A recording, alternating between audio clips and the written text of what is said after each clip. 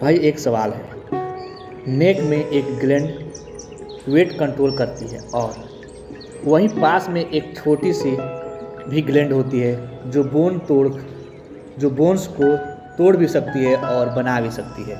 नाम ऑलमोस्ट सुना ही होगा आपने, थायराइड और पैराथायराइड।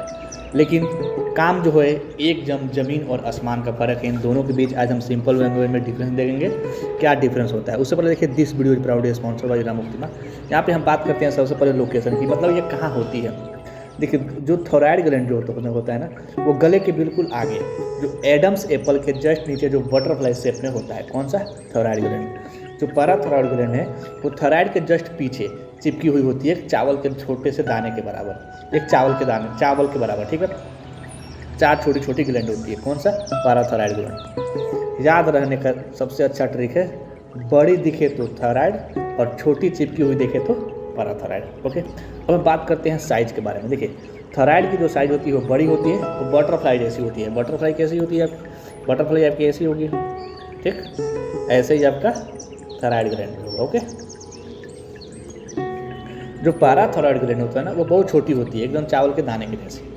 अब हम बात करते हैं यहाँ पे मेन काम, सबसे इंपॉर्टेंट डिफरेंस यही है। देखिए, थायराइड जो होता है ना, वो बॉडी का स्पीड कंट्रोल करता है, जैसे मेटाबॉलिज्म हो गया, एनर्जी, वेट, हीट। जबकि आपका पैराथायराइड ग्लैंड है ना, वो बॉडी का कैल्शियम कंट्रोल करता है, कि मतलब कब कैल्शियम बढ़ाना है, कब कैल्शियम की जरूरत पड़ती है, कब कैल्शियम की कम करना है, ये सब करता है। जैसे कि बोन, टीथ, मसल्स, नर्व, इस समय कैल्शियम का मेन काम करता है कौन? Parathyroid gland. सिंपल बोले तो थायराइड जो होता है वो बॉडी का एक्सक्लरेटर है, और जो कि पैराथायराइड जो होता है ना, बोन का सिक्योरिटी गार्ड है, कि कब बोन को कितना देना है कैल्शियम, कितना नहीं देना है। ओके, हम बात करते हैं यहाँ पे हार्मोन का नाम। देखिए, थायराइड ग्लैंड में होता है 2 हार्मोन, एक T3 एक T4। T3 को बोलते हैं ट्राई आइडोथायरोनिन और T4 को बोलते हैं थायरोक्सिन। ओके, और पैराथायराइड जो होता है ना, उसमें उसका जो हार्मोन का नाम होता है PTH, पैराथायराइड हार्मोन। ओके, अब हम बात करते हैं यहाँ पे वेट से रिलेशन। देखिए, थायराइड प्रॉब्लम जो होता है ना, वो ज़्यादा हार्मोन मतलब वेट लॉस। अगर देखिए, अगर थायराइड हार्मोन ज़्यादा बनेगा तो वेट लॉस होगा, अगर थायराइड हार्मोन कम बनेगा तो वेट गेन होगा। समझ रहे हैं ना?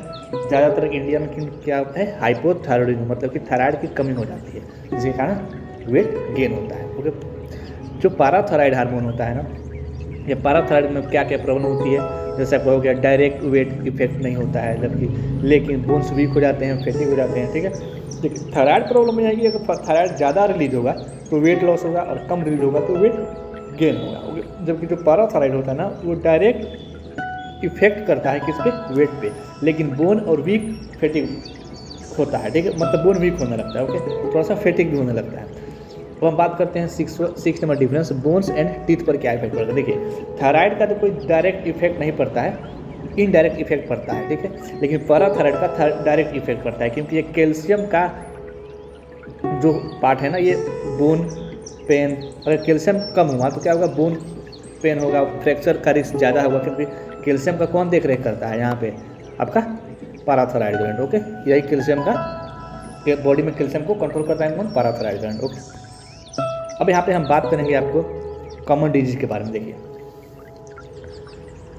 अगर थायराइड है तो उसमें कौन कौन सा डिजीज होगा? हाइपोथायराइडिज्म और हाइपरथायराइडिज्म। हाइपोथायराइडिज्म का मतलब है थायराइड की कमी, और हाइपरथायराइडिज्म का मतलब है थायराइड की ज़्यादा मात्रा। और ग्वाटर भी होता है, ग्वेटर, जो भी हो आप देख लीजिए। पैराथायराइड हार्मोन जो होता है ना, पैराथायराइड, इसमें क्या होता है? हाइपर पैराथायराइडिज्म और हाइपोपैराथायराइडिज्म, जो भी हो प्रोनाउंसिएशन करा लीजिएगा, ठीक है। यहाँ पे हम बात करेंगे सिम्टम्स का नेचर, मतलब क्या नेचर होगा। देखिए, जो थायराइड हार्मोन होता है ना, अगर थायराइड का सिम्टम्स क्या होगा, जैसे अगर थायराइड की अभी कमी हो गई या ज़्यादा हो गया, ठीक है, अगर हाइपरथायराइडिज्म या हाइपोथायराइडिज्म हो गया तो थकान होगा, वेट चेंज होगा, हेयर फॉल होगा, मूड स्विंग करेगा, और हीट या कोल्ड का इंटॉलरेंस हो जाएगा, ठीक है। जबकि पैराथायराइड का क्या सिम्टम होगा? पैराथायराइड हाई ज़्यादा होगा, कम होगा तो बोन पेन होगा, उसके बाद से मसल्स क्रैम्प होगा, और टिंगलिंग सेंसेशन भी होने लगती है, ठीक है। देखिए, नाम ऑलमोस्ट सेम है दोनों में, लेकिन काम बिल्कुल अलग है। थायराइड हार्मोन जो होता है मेटाबॉलिज्म, वेट और एनर्जी को कंट्रोल करता है, जबकि पैराथायराइड जो होता है वो कैल्शियम, बोन, मसल्स या दोनों का बैलेंस सही रहना चाहिए, तभी बॉडी स्मूथ चलेगी। ओके, अगर आपको अगर आपको ऐसा कहीं लगा हो कि नहीं यहाँ पे गलत इन्फॉर्मेशन दिया गया है या इन्फॉर्मेशन आपको यूजफुल है, तो क्या करना आपको पता ही है। और ये रहा आपका MCQ क्वेश्चन, जो कि कमेंट सेक्शन में और कम्युनिटी वाला सेक्शन में पोस्ट कर दूँगा, और वहाँ से जाकर के आप MCQ लगा सकते हैं, जिससे कि आपका कंसेप्ट क्लियर होता रहेगा, ठीक है। और ऐसा कोई लगा होगा कि नहीं यहाँ पे गलत इन्फॉर्मेशन दिया गया है, तो आप कमेंट करके बता सकते हैं कि भाई आपने इस टॉपिक पे इस पॉइंट में गलत इन्फॉर्मेशन दिया है, ठीक है। मिलते हैं कल एक नए टॉपिक के साथ, तब तक के लिए thanks for watching this video.